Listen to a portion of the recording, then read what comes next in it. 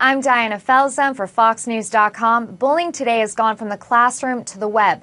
In fact, a recent study from McAfee shows cyberbullying has tripled in the past year. One mom who knows the damage cyberbullying can cause is Carol Todd, whose daughter Amanda took her own life in 2012 after facing relentless abuse online. Now Carol is carrying on Amanda's legacy and speaking out against cyberbullying, and she joins me now from New York. Thank you for joining us today, Carol. Thanks for having me on your show. A recent study says 87% of teens have witnessed cyberbullying. That's up from 27% in 2013. Carol, what do you think is the cause of this jump? I think that access is a huge issue right now because technology has made it so simple for kids to get online. And you know what? Human nature is that kids are very social and teenagers are very social, and they want to be friends with each other, and they want to look at each other's clothes, but technology has ramped it up so much that there are no boundaries because it's so easy, and because it's so faceless that they are free to say they're free to say and do whatever without really thinking about it. And it goes back to the old adage of, think before you hit send, but kids really aren't thinking. They're thinking things are a joke. And I didn't really mean to, I didn't know that person would get hurt by it, but you know what, when you think of emotions and down to the core, it's really hurtful, and it's so long-term effects can be so damaging. Now, tell me about Amanda's story. Amanda's story, she was, a young teenager, and she was on the internet. The internet was just starting. We didn't even have all these apps, and our phones weren't even smartphones back then. It was just a phone that you texted with.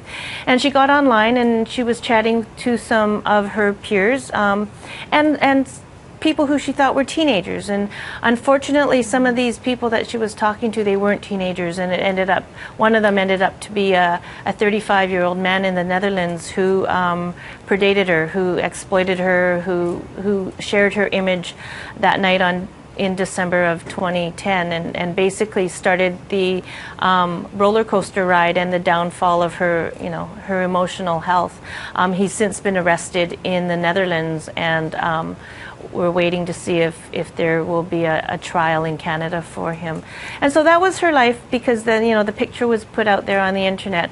And then all of a sudden, her peers started harassing her, both face-to-face bullying and online. And so she had to endure that kind of abuse.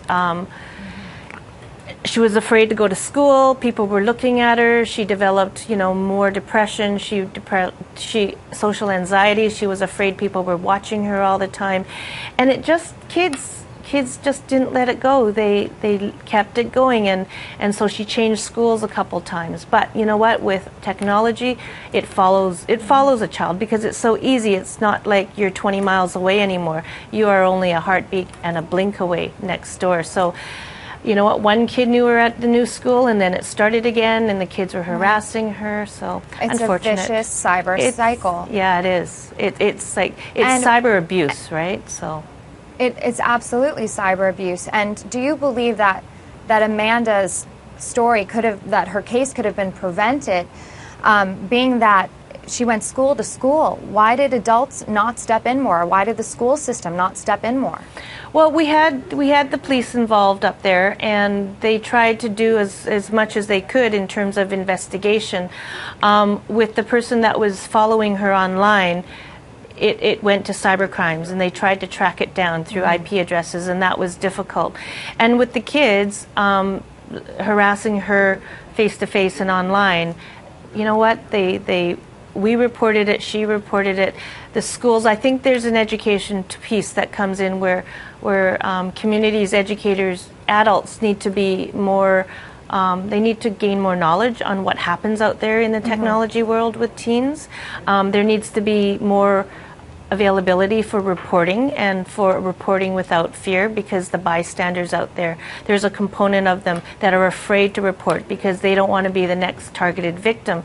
And we have to put it out there that, you know what, you won't become the next targeted victim, because as soon as you report something, you will get the help you need, or your friend will get the help they need. So that's the way that the world should be moving.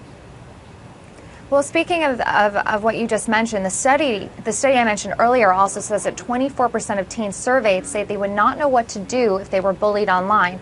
So what are some resources teens could use if they were victims of cyberbullying or if they saw it happening to someone else? Well, the main thing is that you need to tell somebody, right? You need to stand up and report it. If you're afraid to report it about yourself, then you can do it anonymously, or you can do it, with your name attached.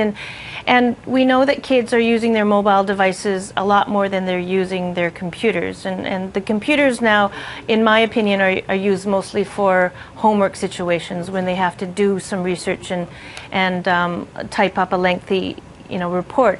So, but they're carrying around their devices, whether it's a tablet or a phone. So if they're doing that, then they should be able to report synchronously and easily. Mm-hmm. And so that's when an app like Stop It, that I've been learning about this week in my travels, works. That you see it, you report it, something gets done, it goes to trusted adults, and it covers all the bases of you have to, see it, you have to share it, you tell it to a trusted adult, and then something gets done at the other end. And so, yes, there are probably lots of tools around, and people complain and say, oh, we can't have this tool, we can't have that tool, it's breaking privacy, kids need their privacy, but you know what? If you break the law, if you, that's why we have speed limits out there. That's why we have drinking and driving laws. We have to set a standard, and we hope that, no one ever gets caught. No one has to use the tool, but the tool's out there in order to protect our kids more. But kids need their privacy, but kids also need guidance from adults. Like you said, it's also about changing the rules and making sure that cyberbullying is considered a serious crime. Do you think Amanda's case will help change the way the legal system views the seriousness of cyberbullying? Is that your hope? It's always my hope. And you know what? 2 years ago, before she died, we weren't talking about cyberbullying as much as we are now. Everywhere you go, there's someone who's ready to talk about it, someone who's ready to learn about it, because technology has given us so many apps that are out there without the safeguarding of protection for our kids. And I was just having a conversation this morning about age verification and 13-year-olds. And on Facebook, you're supposed to be, 13 in order to use it. And when I go out and I have spoken to kids that are in grades 4 and 5, so they are basically 9 and 10 years old, and we do a random survey, close your eyes, put up your hand, how many of you use Facebook? It's amazing how many kids are on these social media networking sites without the permission of their parents. Unfortunately, these kids don't have the maturity or the capacities to handle stuff that flows through them. And so if they see a photo of pornography or something, what do they do with it? How do they react to it? Don't just laugh it off. So it's all part of the education process. We don't let our kids drive without teaching them how to drive. So why should we be giving them a tool without teaching them how to use it properly? Well, thank you so much for joining us, Carol, and sharing Amanda's story and imparting us with very important knowledge. You're welcome.